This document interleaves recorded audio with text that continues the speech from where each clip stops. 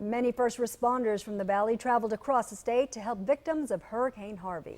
Valley nurses returning from the disaster zone have a warning for rescuers coming home. Channel 5's Angela Vargas is in our Hidalgo County newsroom with their message.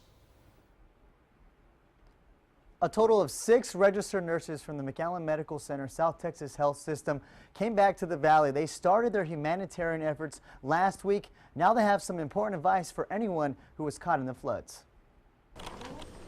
The work atmosphere for nurses in the emergency room and intensive care unit changed as they approached Hurricane Harvey disaster sites.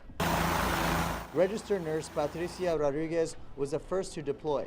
She treaded through the flooded waters. Pictures show one of the rescues she was a part of. She was bedbound, had been alone for about 3 days in her house. Nobody could get in or out because the waters were just so high, like chest high. Other nurses were quick to join. Initially, when we showed up on scene, there was one nurse and paramedics, and they were taking care of all the patients. Registered nurse and Air Force veteran Jamila Sines and Brian Scar helped set up mobile medical unit. The number of patients doubled. The grand total, if I'm not mistaken, was somewhere around 1,300 patients. And I think that, for example, our emergency room here, an established emergency room, fully staffed, our record is somewhere around 140 patients in a day. Our first day in this mobile medical unit, we saw about 160, and that number only went up. Sines and Scar provided thousands with tetanus shots. They treated one man for a heart attack. He would have died. I mean, there's no doubt about it. We were the only facility in the area that had access to the kinds of things that he would have needed. Nurses suggest if you're coming back from a damaged or flooded areas to double check your health.